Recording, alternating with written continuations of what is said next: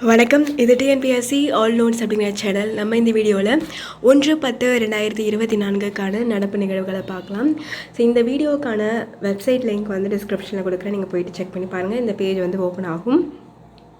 So முதலாவதாக கரூர் மாவட்டத்தில் அதிக அளவு வாழக்கூடிய தேவாங்குகளை பாதுகாக்கிறதுக்காக கடவூரில் சரணாலயம் அமைக்க போகிறதா வனத்துறை நடவடிக்கை எடுத்திருக்காங்க. இந்த தேவாங்கு அப்படிங்கிறது ஒரு அரிய வகை பாலூட்டி. இது வந்து உலகத்தில் சில இடங்களில் மட்டுமே பார்க்கக்கூடிய சாம்பல் நிற தேவாங்கு.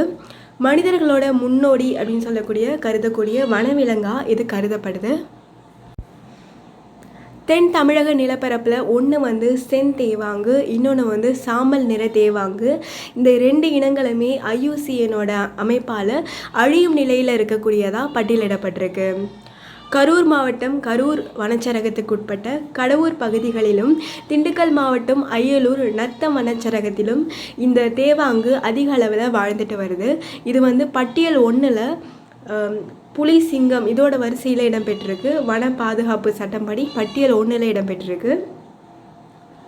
இந்த கடவூர், அய்யலூர், நத்தம் வனச்சரகங்களை உள்ளடக்கின பகுதிகளை ஒருங்கிணைச்சு சரணாலயம் அமைக்க வேண்டும் அப்படிங்கிற கோரிக்கை பல ஆண்டுகளாக இருந்துச்சு. இப்போ இந்த கோரிக்கை நிறைவேற்றப்பட்டிருக்கு. புதுவை அரசோட 2022ஆம் ஆண்டுக்கான சிறந்த தமிழ் திரைப்படமாக குரங்கு பெடல் தேர்வு செய்யப்பட்டிருக்கு. 4ஆம் தேதி விருது வந்து கொடுக்க போகிறாங்க. சங்கரதாஸ் சுவாமிகள் விருது மற்றும் 1 லட்சம் பரிசு தொகை இந்த திரைப்படத்துக்கு கொடுக்க போகிறாங்க. அடுத்தது, அலகாபாத் ஹைகோர்ட் நீதிபதி ஷமீம் அகமது சென்னை உயர்நீதிமன்ற நீதிபதியாக பதவி ஏற்றுக்கிட்டாங்க. அலகாபாத் உயர்நீதிமன்ற நீதிபதியாக ஷமீம் அகமது இருந்தார். அவரை சென்னை உயர்நீதிமன்றத்துக்கு இடமாற்றம் செய்து ஜனாதிபதி உத்தரவு போட்டிருந்தாங்க. இவரோடு சேர்த்து சென்னை உயர்நீதிமன்ற நீதிபதிகளோட எண்ணிக்கை 67 இன்க்ரீஸ் ஆகிருக்கு. அனுமதிக்கப்பட்ட 75 நீதிபதிகள் பணியிடங்களில் 8 நீதிபதி பதவிகள் வந்து காலியாக இருக்குது. நடிகர் மிதுன் சக்கரவர்த்திக்கு தாதா சாஹேப் பால்கே விருது கொடுக்க போகிறாங்க. ஒன்றிய அரசு அறிவிச்சிருக்காங்க.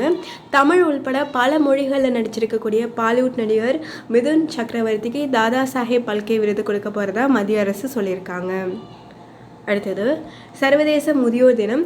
உலகம் முழுக்கம் இருக்கக்கூடிய மூத்த குடிமக்களோட உரிமைகளை மதிக்கிறதுக்காக, அவங்களோட நலன்களை போற்று பாதுகாக்கணும் அப்படிங்கிறதுக்காக வருடந்தோறும் அக்டோபர் 1ஆம் தேதி உலக முதியோர் தினம் வந்து கொண்டாடப்படுது.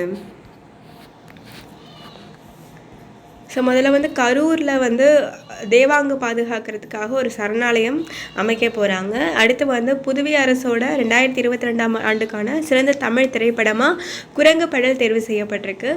அலகாபாத் ஹைகோர்ட் நீதிபதியாக இருந்த ஷமீம் அகமது அவர்கள் சென்னை உயர்நீதிமன்ற நீதிபதியாக பதவி ஏற்றுக்கிட்டாங்க.